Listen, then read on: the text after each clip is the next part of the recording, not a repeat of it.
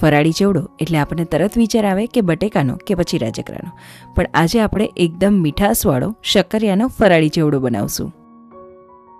હવે આ તો શક્કરિયાનો ચેવડો એટલે એટલો બધો સ્વાદ અને મીઠાશવાળો બને છે ને, તો ચલો બનાવવાની શરૂઆત કરીએ. તો શક્કરિયાને ધોઈ તેની છાલ ઉતારી લેશું.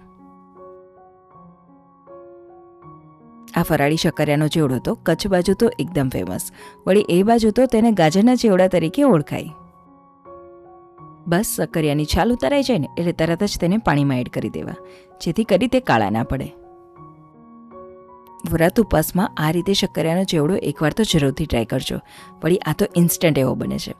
તો બટેકા કે રાજગરાના ચેવડા કરતાં આ ચેવડાનો ટેસ્ટ તમને વધારે ભાવશે, કેમ કે સ્વાભાવિક છે કે શક્કરિયાની પોતાની જ મીઠાશ છે. અને હવે આપણે શક્કરિયાને ખમણી લઈએ, પણ ખમણી થોડી મીડિયમ સાઇઝની હોય ને એવી જ લેવાની, જેથી કરી ખમણ બહુ વધારે પડતું ઝીણું કે પછી વધારે પડતું મોટો ના થાય.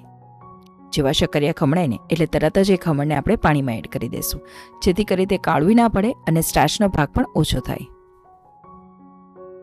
અને આ શક્કરિયાના છીણને તળીએ ને એ પહેલાં તો તેને કોરા કરી લેવાના.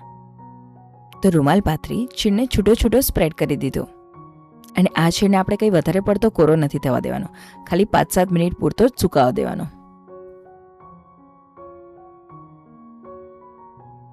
આ ચેવડામાં નાખવા મીડિયમ ટુ લો ગેસની ફ્લેમ ઉપર થોડા શિંગદાણા તળી લેશું. શિંગદાણા તળતી વખતે તો ગેસની ફ્લેમ આ રીતે થોડી મીડિયમ જ રાખવાની, જેથી કરી વધારે પડતા આકરા ના થઈ જાય. અને ત્યારબાદ ડ્રાયફ્રૂટ્સ, તો અહીંયા તો મેં ખાલી કાજુ અને બદામ જ લીધા, પણ આમાં તો સૂકા નાળિયેરના કટકા પણ બહુ સરસ લાગે. અને હવે આપણે જે છીણ સૂકવીને રાખેલો હતો ને એ ઉમેરશું. અને જેવું આપણે છીણ ઉમેરીને તરત જ તેલનો ઉભરો એટલે કે છીણ ઉપર આવતું હોય ને એવું થશે, પણ એને બિલકુલ હલાવશું નહીં, એની જાતે જ એ નીચે બેસી જશે.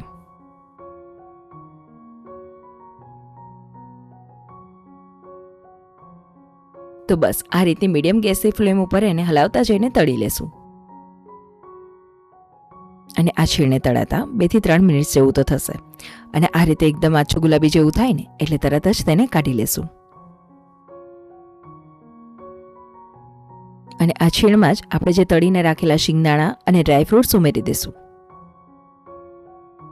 અને આ ચેવડામાં થોડું લાલ મરચું પાવડર તેમજ સ્વાદ મુજબ મીઠું કે પછી સિંધાલું ઉમેરશું.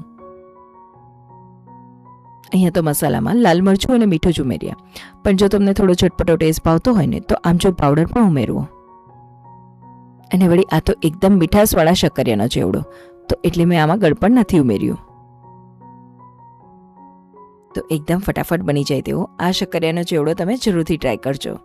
અને જો તમને યોગ્ય લાગે તો આ ચેનલને જરૂરથી સબસ્ક્રાઈબ કરજો. ખૂબ ખૂબ આભાર.